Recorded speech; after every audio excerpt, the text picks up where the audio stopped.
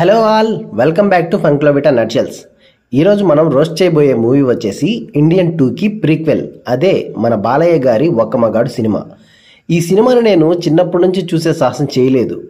First time ఈ video కోసమే చూశాక అర్థమైంది, మన ఛానల్లో ఇంతవరకు రోస్ట్ చేస్తూ వచ్చిన మూవీస్ అన్నీ యాక్చువల్గా బాగుంటాయి, దీనికంటే ఇంత రోతని నా జీవితంలో ఎప్పుడూ చూడలేదు. లైఫ్ రిస్క్ చేసి మరీ ఈ సినిమా చూశాను కాబట్టి లైక్స్, షేర్స్, సబ్స్క్రైబ్లు అన్నీ నింపేయండి. ఈ సినిమా గురించి పాజిటివ్గా అంటున్నా అని తప్పుగా అర్థం చేసుకోకండి, కానీ ఫ్లాష్ బ్యాక్ ఎపిసోడ్ మాత్రం బాగుంది, నాకైతే నచ్చింది, మంచి ఎమోషనల్గా ఉంటుంది. భారతీయుడు సినిమా నుండి లేపేశారా దీన్ని. అలా చూస్తే సినిమా మొత్తం భారతీయుడు స్పూఫే కదరా. నాకు ఇప్పటికీ గుర్తు, నా చిన్నప్పుడు ఈ మూవీ రిలీజ్ అయినప్పుడు జనాలు ఈ సినిమా చూడడానికి చాలా భయపడేవారు. అంతెందుకు, ఇప్పటికీ కూడా మనలో చాలామంది ఈ సినిమా చూడలేదు, చూసే సాహసం కూడా ఎప్పుడూ చేయలేదు. ఎందుకంటే అంత రొట్టలో సినిమా ఇది. ఇది కరెక్ట్గా చెప్పావయ్యా. మీరు ఎలాగూ ఈ కళాఖండాన్ని చూడలేరని తెలిసే మీ బదులు నేను చూసి ఈ సినిమా గురించి చెప్తున్నాను. సినిమా రన్ టైం ఏంట్రా, నియర్లీ 3 గంటలు ఉంది. మనం ముందు ఈ ముసలి మొగాడు ఫ్లాష్ బ్యాక్ స్టోరీకి వెళ్దాం. స్టోరీ ఎక్స్ప్లెయిన్ చేసేంత ఓపిక లేదు ఈ వీడియోలో, డైరెక్ట్ రోస్టింగ్లోకి వెళ్ళిపోదాం. సింపుల్గా చెప్పాలంటే ఈ ముసలి మొగాడు పిల్ల మొగాడుగా ఉన్నప్పుడు వాడి ఫ్యామిలీ మొత్తాన్ని ఈ బ్రిటిషర్స్ లేపేస్తే రివెంజ్ తీర్చుకుంటాడు అంతే. ఇప్పుడు బొక్కలు వెతుకుదాం, స్టార్ట్ చేద్దామా. మనం ఈ రోజుల్లో ఏఐని వాడి ఒరిజినల్ ఫుటేజ్ని మానిపులేట్ చేస్తున్నాం, కానీ 2008లోనే ఏఐని వాడిన గొప్ప మూవీ ఇది. ఏఐతో ముసలాన్ని కుర్రాడిగా మారుస్తారు. రఘుపతి రాఘవ రాజారాం అలా చేసి ఉండకూడదు. రాజారాం అలా చేశారంటే నమ్మలేకపోతున్నాను. ఆయనకు నా శుభాకాంక్షలు అందజేయండి. ఆ రఘుపతి రాఘవ రాజారాం ఎవరో కాదు, మన బాలయ్య బాబే. ఇంత మంచి పేరు ఉంటే మన హీరోయిన్ ఏం చేస్తుందో చూడండి. ఇక నుంచి ఆయన రఘుపతి రాఘవ రాజారాం కాదు, ఒక్క మగాడు. ఒక్క మగాడా? మిగతా వాళ్ళందరూ ఆడంగోళ్ళ. అసలు అంత మంచి పేరు తీసేసి ఒక్క మగాడని పెట్టింది, అందుకే థియేటర్లో ఒక్కడు కూడా చూడలేదు ఈ సినిమాని. అయినా ఈ హీరోయిన్కి డబుల్ హార్స్ మినపగుళ్ళు ఏమన్నా ఇచ్చారంట్రా, పిచ్చి పట్టినట్టు అరుస్తూనే ఉంటుంది ఫ్లాష్ బ్యాక్ మొత్తం.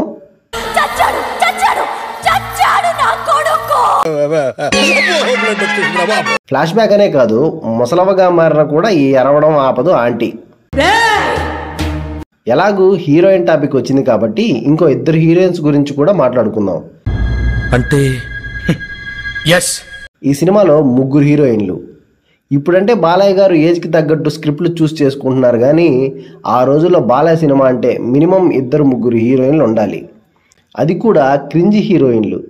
ఫస్ట్ హీరోయిన్ అయితే పెద్ద పిచ్చ క్యారెక్టర్, అది హీరో హెరాస్ చేశాడని హీరోని తిట్టుకుంటుంది. అప్పుడు హీరో వేషం మార్చి రెమో కాస్త రామమయ్యి హీరోయిన్ ముందు డీసెంట్గా ఉంటాడు. అప్పుడు ఈ పిచ్చపట్టిన హీరోయిన్ ఈ మంచోడు నాకొద్దు, ఆ హెరాస్ చేసిన వాడిని లవ్ చేస్తా అని అంటది. పిచ్చి మీకై ఉండాలి, ట్రీట్మెంట్ మాకై ఉండాలి. అప్పుడు మన బాలయ్య బాబు ఉండి, ఆ రామంగాడిని నేనే, ఈ రెమోగాడిని నేనే, నీకోసమే వేషం మార్చా అంటాడు. వేషం మార్చడం అంటే ఏదో పెద్ద దశావతారంలో కమల్ హాసన్ రేంజ్ వేషాలు కావవి. జస్ట్ మెడకి ఖర్చు చుట్టుకుంటాడు అంతే. లిటరల్లీ షర్ట్ అదే, ప్యాంట్ అదే, ఫేస్లో ముడతలు అవే. సారీ, ఈ లాస్ట్ పాయింట్ కట్ చేయండి.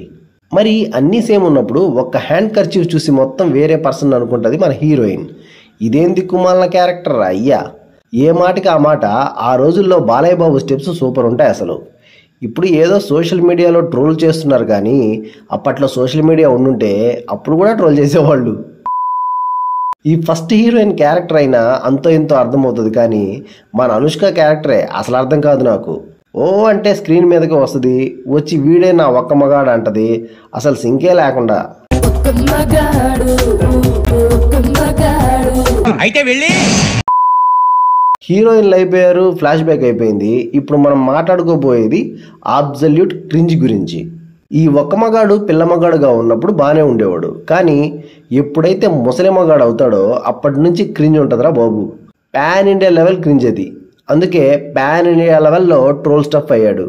ఈ ముసలోడు బాగానే నడుస్తాడు, కానీ చేతిలో ఎప్పుడు కర్ర పట్టుకుంటాడు, ఆడియన్స్కి దింపడానికి ఏమో. ఓహో, అది కర్ర కాదు, కత్తె. మామూలు కత్తి కాదు అది, డీ షోలో స్టంట్లు నేర్చుకుని సంపాదించిన కత్తి అది. ఈ ముసలోడి పని ఏంటంటే ఎవరైతే అన్యాయం చేస్తారో వాళ్ళని ఆ కత్తితో చంపేస్తాడు. భారతీయుల్లో ఇంతే ఉంటుంది కత్తి. ఇందులో మాత్రం ఆడియన్స్కి గట్టిగా దింపడానికి రెడీ చేసినట్టు ఎంత ఉంటుంది. హీరో ఎంట్రీకే గంట సేపు నవ్వుకోవచ్చురా బాబు. విశ్వవిఖ్యాత నట తేజోరూపం నటసింహం ఇంకా ఎన్ని ఉన్నాయిరా బాబు. ఈ ట్యాక్స్ వాడితే వాడారు, కానీ ఈ రాడ్ సినిమాకే వాడాలా? ఈ ముసలి మగాడు కరెంటుని ముట్టుకున్నా షాక్ తగలదు, కానీ ఆయన్ని ముట్టుకున్న వాళ్ళకి షాక్ తగిలి చచ్చిపోతారు. నువ్వేమన్నా ట్రాన్స్మిటర్ ఏట్రా నీకు షాక్ తగలపోవడానికి? ఒక్క కరెంట్ షాక్ ఏంటి, ఈ ముసలాడికి 10 floors బిల్డింగ్ మీద నుండి దూకినా ఏం అవ్వదు. ఫ్లైట్ బ్లాస్ట్ అయ్యి అందరూ చనిపోయినా కూడా ఈ ముసలాడికి ఏం అవ్వదు, ఎందుకంటే ఆయన ఒక్క మగాడు కాబట్టి. ఇవన్నీ ఓకే, కానీ ఈ ముసలోడు సినిమాలో అన్యాయం చేసే వాళ్ళందరినీ చంపుకుంటూ వెళ్తాడుగా, మరి క్లైమాక్స్లో ఎలా రా వాళ్ళందరినీ ప్రాణాలతో తీసుకొస్తాడు? ట్విస్ట్ ఏంటంటే వాళ్ళందరినీ ఈ ముసలోడు చంపలేదంట, వాళ్ళని చంపకుండా దాచేశాడంట ఇన్ని రోజులు. ఈ సినిమా డైరెక్టర్ ఎవడరా అని సెర్చ్ చేస్తే తెలిసింది వైవిఎస్ చౌదరి అని. ఈ సినిమా తీసిన తర్వాత అండర్ గ్రౌండ్ వెళ్తాడు అనుకున్నా, కానీ ఇంకో 2 రాడ్లు దింపి వెళ్ళాడు. సలీం, రే సినిమాలు కూడా డైరెక్ట్ చేసింది ఈయనే. ఈయన ఫిల్మోగ్రఫీ గురించి మాట్లాడుకుంటే అమ్మో మామూలు రోడ్లు కాదు. ఈ ముసలిమగాడి మనవడు ఏం తక్కువ కాదు. ఆ క్యారెక్టర్ చేసింది కూడా మన బాలయ్య బాబే. 2 హీరోయిన్స్తో ఫ్లట్ చేయించుకొని 2తో డ్యాన్సులు వేసి అబ్బో. ఇక్కడ ముసలోడు ఇంత కష్టపడుతుంటే ఈ మనవడికి మాత్రం అన్ని సుఖాలే. మీ బాబు తింటూ సంపాదించి చదివితే నువ్వు నేర్చుకున్నా. అందరి గురించి మాట్లాడాం, కానీ విలన్ గురించి మాట్లాడుకోలేదు మనం. ఇంకా విలన్ పొలిటీషియన్ అనమాట. ఫర్ సమ్ రీజన్ హీరోకి విలన్కి గొడవ అవుతుంది. అదో బొక్కల స్టోరీ, వదిలేయండి. మన విలన్కి బ్లాక్ మనీ తన స్విస్ బ్యాంక్ అకౌంట్లో పడతాయి. ఆ స్విస్ బ్యాంక్ పాస్వర్డ్ గుర్తుపెట్టుకుంటే సరిపోతుంది, కానీ ఈ ఓవర్ యాక్షన్ నిబ్బాగాడు వీపు మీద స్నేక్ టాటూ వేయించుకుంటాడు. దాన్ని డీకోడ్ చేస్తే అప్పుడు పాస్వర్డ్ వస్తుంది. ఎందుకురా బాబు ఒక్క పాస్వర్డ్కి ఇంత ఓవర్ యాక్షన్? ఇదే ఓవర్ అనుకుంటే ఈ ముసలి మొగాడు ఆ వీపు మీద ఉన్న టాటూని డీకోడ్ చేసి ఆ పాస్వర్డ్తో మన విలన్ అకౌంట్ని హ్యాక్ చేసి డబ్బులు దొబ్బేస్తాడు. అయిందా? బాగైందా? మళ్ళీ కంప్యూటర్ వైరస్లోకి వచ్చి ఏదో వీడియో కాల్లో మాట్లాడినట్టు మాట్లాడి వెళ్ళిపోతాడు. అసలు ఏమనుకుంటున్నారా మీరు? కంప్యూటర్ సైన్స్ స్టూడెంట్స్ కానీ సాఫ్ట్వేర్ ఇంజనీర్స్ కానీ ఈ సినిమా చూశారంటే ఊరేసుకొని చేస్తారు. ఈ ముసలోడికి తగ్గట్టే ఈ ముసలిది కూడా ఓవర్ యాక్షన్ బ్యాచే. ఫర్ సమ్ రీజన్ ఈ ముసలిది గతం మర్చిపోతుంది, చిన్నపిల్లలాగా బిహేవ్ చేస్తుంది. కానీ ఒకరోజు ఇంటికి నిమ్మకాయలు అమ్మేవాడు వస్తాడు. పని మనిషి ఆ నిమ్మకాయల రేట్ ఎంతో కనుక్కుందామని 100 ఏమాత్రం అంటుంది. నిమ్మకాయలు 100 మాత్రం? అసలు అలా ఎవడైనా అడుగుతాడారా రేట్లు? ఈ పని మనిషి అలా అనిందో లేదో ఈ ముసలిది వయాగ్ర వేసిన బామ్మలాగా ఓ తెగ ఊగిపోయి 100 మాత్రం అంటుంది. ఇంట్లో వాళ్ళందరూ ఆల్మోస్ట్ బుర్ర దొబ్బింది అనుకుంటారు, కానీ డాక్టర్ ఉండి పిచ్చిదానిలా బిహేవ్ చేస్తే నార్మల్గా ఉన్నట్టేరా పిచ్చనా కొడక అంటాడు. డైరెక్టర్ గారు ఎంత లేకిగాలంటే double meaning scenes, vulgar scenes కూడా ఉంటాయి ఈ మూవీలో. ఈ రాడ్లో అదొక బోనస్ అనమాట. ఈ ముసలి మొగాడు పిల్ల మొగాడుగా ఉన్నప్పుడు బ్రిటిషర్స్ని చంపేసిన పెద్ద స్వతంత్ర సమర యోధుడు కదా. అందుకే బ్రిటిష్ వాళ్ళు దేశాన్ని వదిలి వెళ్ళేటప్పుడు కొంతమంది యుద్ధ ఖైదీలని వాళ్ళతో పాటు తీసుకెళ్తారు. అందులో మన ఒక్క మగాడు కూడా ఉంటాడు. అలా వీళ్ళని ఓడలో తీసుకెళ్తుంటే మన యుద్ధ ఖైదీల వల్ల ఆ ఓడకి ప్రమాదం జరిగిందని అందరినీ నమ్మించి ఈ ఖైదీలని దేశద్రోహులుగా జనాలందరికీ ప్రొజెక్ట్ చేస్తారు ఈ బ్రిటిష్ గాళ్ళు. అలా అప్పుడు పిల్ల మొగాడుగా ఉన్నప్పుడు పోయిన ఒక్క మగాడు ముసలి మొగాడుగా అయ్యాక తిరిగి వస్తాడు. ఎలా వస్తాడో ఎవరికి తెలియదు. అయినా ఫ్లైట్ క్రాష్ అయితేనే ఏమవ్వనోడిని ఈ బ్రిటిష్ మాత్రం ఏం చేస్తారులే.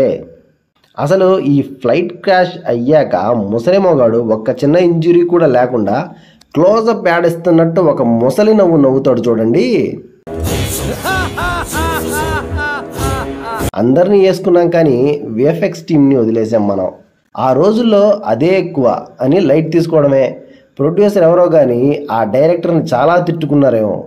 అచ్చా, ఒక పాయింట్ మిస్ అయ్యా. Story, screen play, producer, director అన్నీ ఒక్కరే ఈ సినిమాకి. అందుకే దొబ్బింది మరి. సరే, నేనుంటా మరి. మళ్ళీ నెక్స్ట్ వీడియోలో కలుద్దాం. నేను మీ అభిషేక్, సైనింగ్ ఆఫ్.